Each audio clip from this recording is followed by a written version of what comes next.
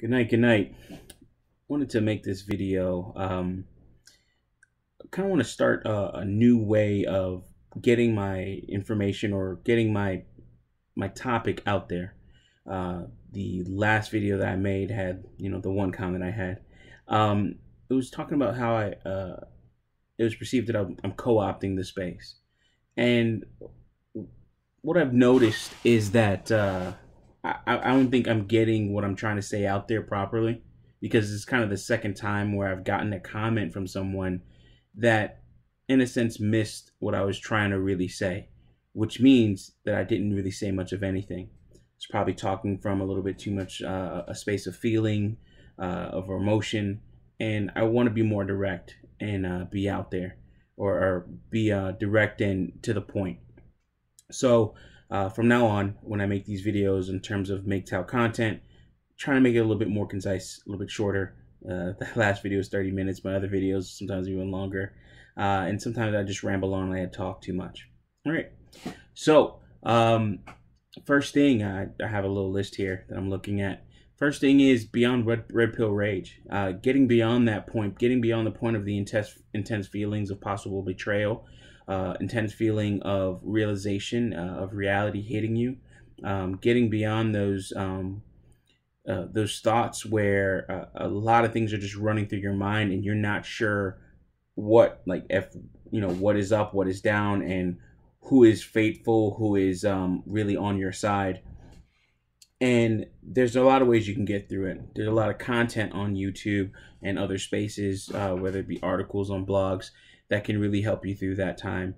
And I usually try to talk after that. I don't too remember my red pill rage phase, because I took it as when I learned more about MGTOW, and it was more on the perspective of not so much feeling intense hurt or having an issue of some sort.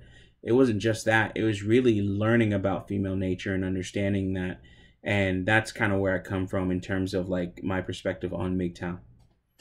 Next, I want to talk about my plan. So these videos, I really want to touch on things like just MGTOW retirement, what to do as we get a little bit older as MGTOW, and how we want to actually live our lives, and how we can actually live our lives and finance, the older years or the latter years of our lives.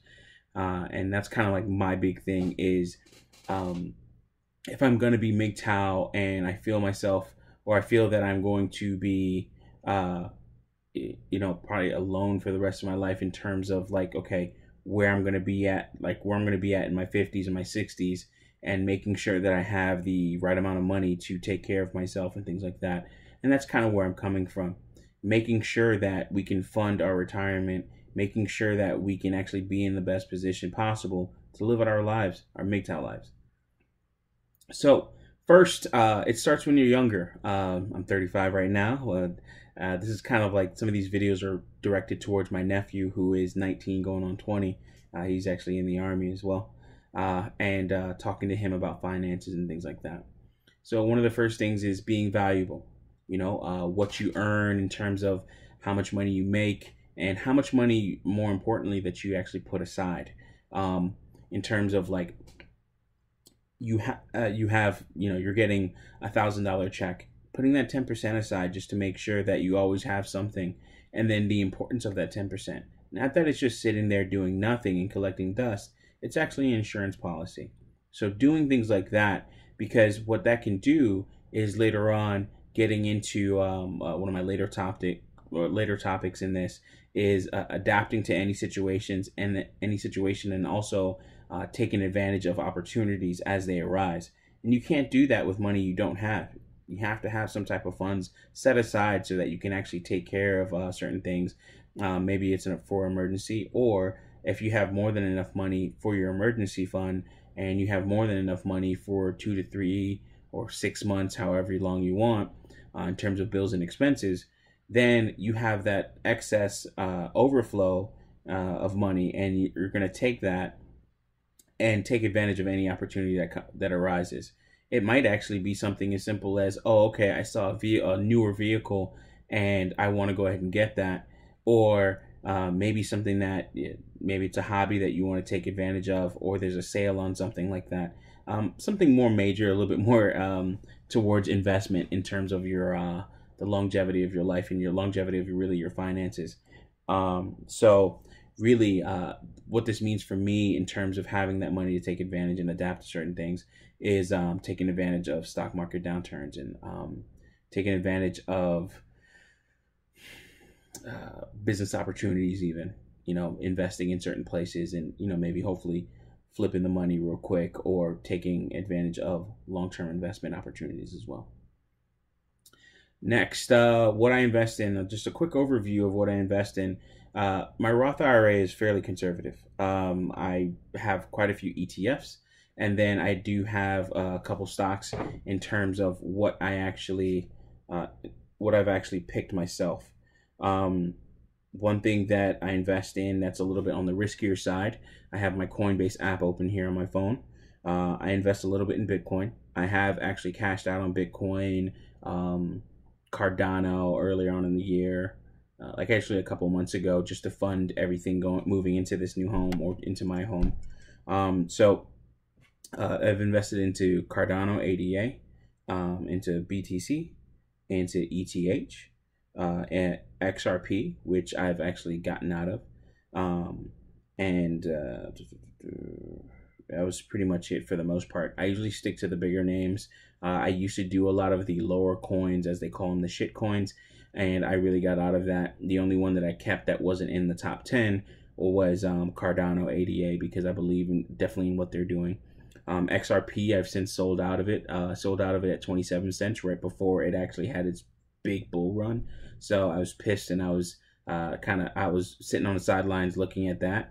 And then now it had a serious downturn and may get delisted from certain exchanges, possibly. We'll see what happens with its SEC lawsuit. I think it's SEC.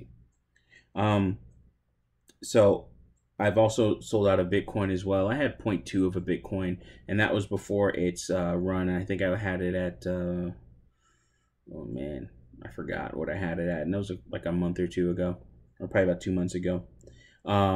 So I sold out of that, but I did get back into it recently. So just a little bit. I usually dollar cost average into these things, and I don't go too crazy on cryptocurrencies unless I have a little surplus of money where I can just boom take advantage of lower prices. And then the other holding that I have, or my major holding right now, is ETH. I have about 5 coins on that. So that's it for cryptocurrencies. I also do buy silver as well. That I do have to get back into. I only have probably about 6 ounces, whereas before I had a little bit more. That's just something where I trade in and out of that. I'm not sure if I'm going to be focusing on precious metals for the long term. It's going to be something I use it as something where I use it as somewhat of a savings, a really, really conservative savings that has a decent return, or has a decent return when it actually goes up. But I've usually sold silver and made some money, or even the last time I made some money, the time before that I didn't. So not usually.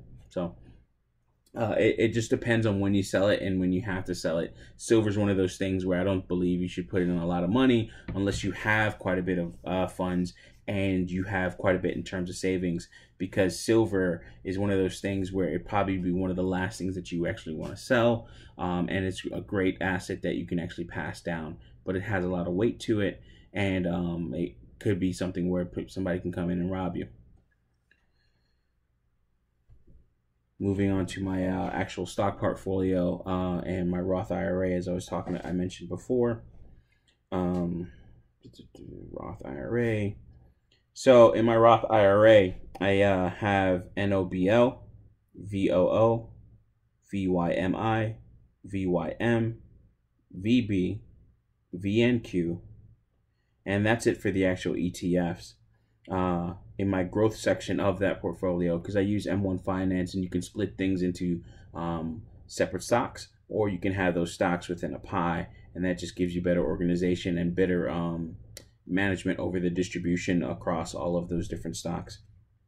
In the growth section, or my growth portion of this portfolio, or this Roth IRA, I have Tesla, or TSLA, SQ, T, which is good for dividends, AMD, ORCL, CLDR, ESTC, MDB, DIS, ARKW, CSCO, MSFT, ARKG, and INTC. You can look up all those stock tickers if you want. Do your research. This is definitely not stock advice and telling you what to buy, but this is what I'm doing. And this is kind of like as if I was talking to my nephew. I've done fairly well with this portfolio or this Roth IRA over time. Currently, I have funded 1 year of the Roth, so that's $6,000 at my current age is the max that I can actually put into this. That I can actually put into this. It has actually gained 75.52%. So I have made $2,820.43 off of this. So it's actually done fairly well. I'm very impressed with it. And, having stocks, this is mainly ETFs, a lot simpler and very, very few in terms of actual stock picks that I've made myself, like manual stock picks, as opposed to going with an ETF. I try to be a little bit more conservative and a little bit more level-headed with this. My other portfolio, I have like 72 holdings. I won't go over all the holdings in that, but the link will be in the description so you can see that passive income growth portfolio, where I focus on things like just passive income, such as passive income stocks and ETFs, such as your Vanguard stocks, Vanguard ETFs, that'll give you a dividend, and actual stock picks such as like AT&T, and then also growth stocks such as Tesla, which has done very well for me in that portfolio as well. And the link will be in the description using M1 Finance, which is really nice because what it'll show you is the entire portfolio with all the separate pies, and then it'll also show you it'll only show you like not my value that I have in it, but it'll show you like if you put in $100 and you put in $100 over a year, 2 years, 5 years, or 5 years back to and lower than that, or even 1 year back, right? So that's really nice. Oh, and as far as dividends are concerned, at the end of this year, or since it's the end of this the fourth quarter, right now in my Roth IRA, I can't put any money into it, but it's nice because it's grown a lot in terms of dividends, and I've only been investing since February of this year, February 24th. So it's actually I got like $19.56 sitting just from the dividend activity. And most of that, I think, is from AT&T. Let's see. Yeah, so I got $15.20 just from AT&T. And with AT&T, this is showing me. With AT&T, I'll tell you how many shares I have to get a dividend like that in 1 quarter. I have 30 shares, 30.378 shares. So you can see the power of AT&T in terms of, even though it's a stock that loses money over time, taking that, the compounded interest in it, or the compounded dividends, the compounding effect with the dividends, and taking those dividends and reinvesting it into your account, it can really do some good things for you. But you do have to watch it because it can lose you money too. So there's the good and the bad, and you don't want to lose too much, of course. Okay, so if I go to my passive income portfolio, I'll give you the overview of this one. As I said, the link will be in the description so you can see what this could probably do for you if you put in like $100. And then also you can see the separate picks. I do kind of go crazy with this one. I will be trimming some of the fat on this over time. For instance, I don't really want to put too many other, how would you say it? I don't want to gain too many other positions. So what I'll probably do is trim back some of the positions that I have. Currently, I have about 72 different stocks and stocks, ETFs, and bonds in this portfolio, and that's a little bit too much. That's quite a lot. But this is my passive income portfolio, and sometimes if I have a decent stock tip or something like that, I probably won't hold it for too long. It's a bit on the trading side. It's not always the best in terms of capital gains taxes, but it is definitely something that can make you some money to where you can like take it and then flip it in, push it back into Tesla if you wanted to, and then hold that for a long period of time if you believe in Tesla like that. So in this portfolio, the total portfolio, let's actually look at funding history. And this definitely helps. So I've put in $7,849.72 in this portfolio. And again, this has been since February 24th of this year. It has gone up 164% or 164.49%, which is a total gain of $4,443.99. I've done very well with this portfolio. I did just make some new buys or scheduled some new buys. I got a bonus from work, and this goes into, taking that extra money and putting it aside to take advantage of any opportunities. Oh, sorry, my beard does this because I play around with it a lot. So I'm a young grizzly for a reason. So if that annoys anybody. So, what I did add is 2 new positions to this portfolio. One being NIO. It's the EV car manufacturer. You can think of it as, of course, do your research on it, but you can think of it as the Tesla for China.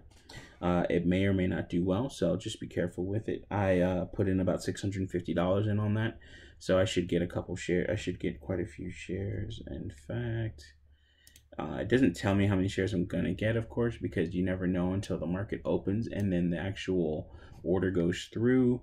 But NIO or NIO is currently, $48.74 a share.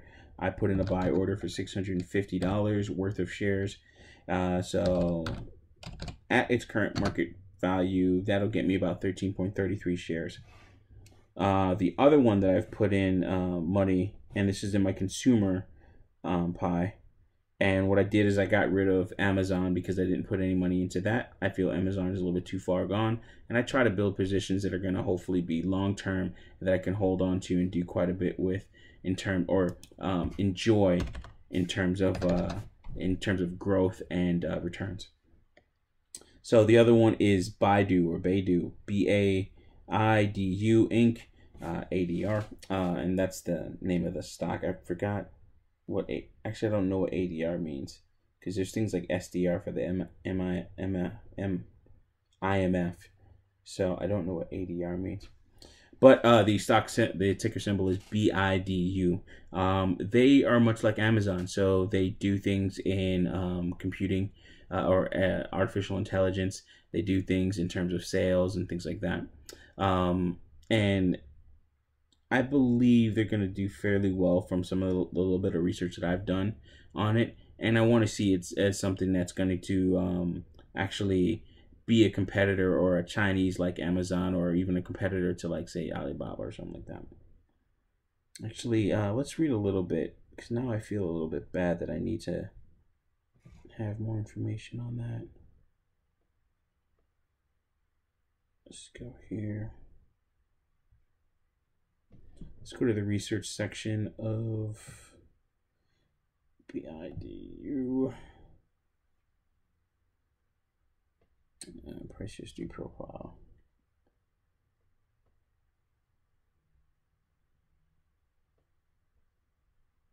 I want to get some more information on this stock, so give me a moment. Let me BIDU go over what they do.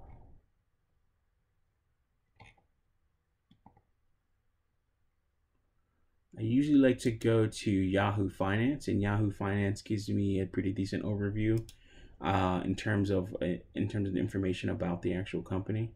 Baidu Inc. provides internet search services in China and internationally. It operates through 2 segments: Baidu Core and IQIYI. The Baidu Core segment offers products for uses including Baidu app to access search, feed, and other services using mobile devices. Baidu Search to access its search and the other services through its other properties and union partners. Baidu Feed that provides user with personalized timeline based on their demographic and interests. Hokan, a short video app, and Quanmin, a flash video app for users to create and share short videos. So you can see that they're actually dealing with a lot of different sectors in terms of tech, in terms of social media, and also in terms of like search and big data. In terms of like, you can just tell by, in terms of from a little bit that I know in that space, being a web developer, but when you're dealing with search, when you're dealing with information or suggestions based off of your demographics or demography and based off of your search history and things like that, that requires a lot in terms of space and data, and then data analysis, and then also storage, and then artificial intelligence, just to make sure that what you actually recommend to your end user is, one, profitable to you, and two, actually satisfies that end user. Because if you can't satisfy the end user, like for instance, if I'm looking up Ford trucks and you show me a Chevy, I'm going to be kind of pissed, even though, hey, maybe I like that Chevy and what the extra that it actually has. All right, so moving on from there, because it's actually pretty long so far, but moving on from there, what am I going to do to invest more? Well, currently what I'm actually doing is I actually got a night job at Lowe's here in town. I do have my day job still, but the Lowe's money will be mainly used for investing and actually getting ahead and paying off my truck even faster. I have about 20 grand that I do really want to pay off that truck with. And these are things that you can actually do to put yourself in a better position. You're getting a little bit older, and what's the point of actually having these car payments? Maybe you want to actually take that money and save up for a brand new car, especially if you have a current car that's working fine, no problem right now. Well, maybe you want to move into a newer vehicle, but you don't want to have the car payments. These are things that you can actually do as a MGTOW moving towards your retirement, just to make sure that you can manage your expenses and put yourself in a better position in the long run.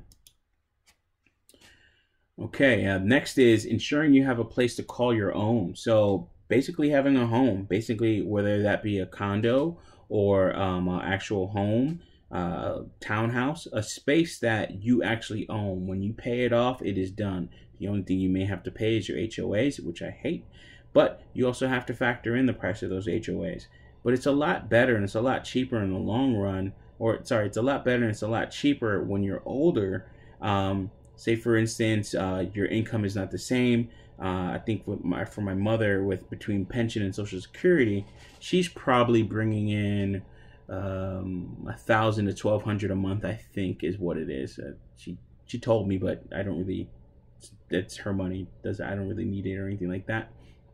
But so $1,000, $1,200. Well, if you're looking at a mortgage that is a large portion of that, if not over that, and you're getting into your older ages, you don't want to be that greeter at Walmart. So that's kind of what I really want to focus on, is making sure that in the later years of your MGTOW life, you can do things like actually just travel if you wanted to do more of that. You've worked hard enough. You've gone through a lot as a MGTOW, and you know, society in terms of social status or in terms of social circles, you may not be in all of those. Or you might be a very sociable person, so that might not be your problem. But for some MGTOWs, they want to actually, they work more now than they ever do, than anything else, myself included. So making sure that you have proper savings, make sure you have better credit in terms of taking opportunities, or even just taking a trip saying, hey, listen, you know, I'll pay it off whenever I can, or you have the money to pay it off immediately. And that's always a nice thing. All right, last 2 points.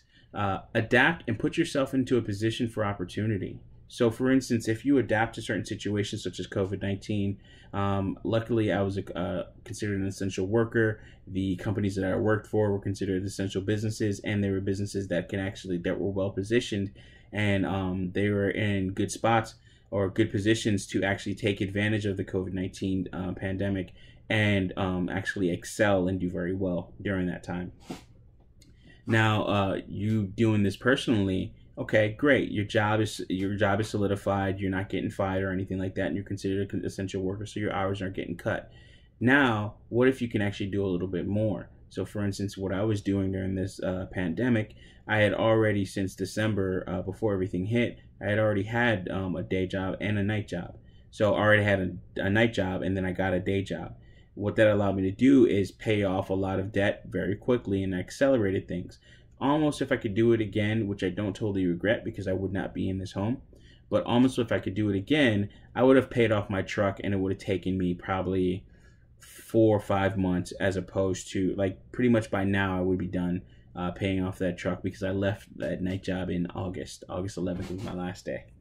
But I like where I'm at right now, and this home may not have been here waiting for me in a sense, and I love the view and I love the land. You know, I was walking around my lake the other day. It's probably about 400 meters around, which is the length of a track. And I was doing a walk, and then on the back tree line of my property, I saw like 3 deer. So it's like really nice, very tranquil, and it's just like, wow, it's like right there close to nature and everything. And I love it, you know, having all this space, and having so much space that there's parts of this property that I will never see, because I have about 7 acres of forest, and I ain't going in there, not anytime soon. But having this place to call my own, and making sure that I put myself in the right position. So that's the having savings, good credit, making sure that I'm paying things off, and making sure I'm paying the mortgage on time, automating that if possible, you know, getting a secondary job so I can make more in terms of income right now, and even make extra payments to the home so that I can actually pay a lower, pay less in interest over time. And then doing even more just to say, hey, listen, this is mine. And when, hopefully by the time I'm 35 now, hopefully in less than 10 years, if everything goes well and I can make sure I can stay on this, in another 10 years, I can actually pay off for this. And then by the time I'm 45, then I can do whatever I want, especially at 45 when you're supposed to be having your midlife crisis. Well, what about at 45, you have your midlife party, if you will, you know? You're in a place, you're still you know, capable of moving around, not having any problems with being older and stuff like that. As I said, I walk around the lake, so I'm just trying to get better health-wise and lose quite a bit of weight. I'm eating more salads and things like that just to prolong my life and put myself in a better position physically and mentally and financially. And those are the things that we really want to focus on in terms of MGTOW Retirement. And then the last thing, as I said earlier on in the video, these are some of the things that I tell my nephew. Now, what I want to do is break videos like this up later on and make them a little bit shorter. But this is kind of the new format and the new things that I want to do here. I noticed that I was coming from an emotional standpoint, and I want to actually come to men in a more manly way. And I think that's kind of the problem that I was facing. Also, I was not direct, and I was rambling. So forgive me for that. For those that are watching, I really do appreciate it. And hey, I really appreciate you. Have a happy New Year, and hopefully we can keep on doing this, and I can come to you guys and hopefully help some of you out. All right, have a nice one.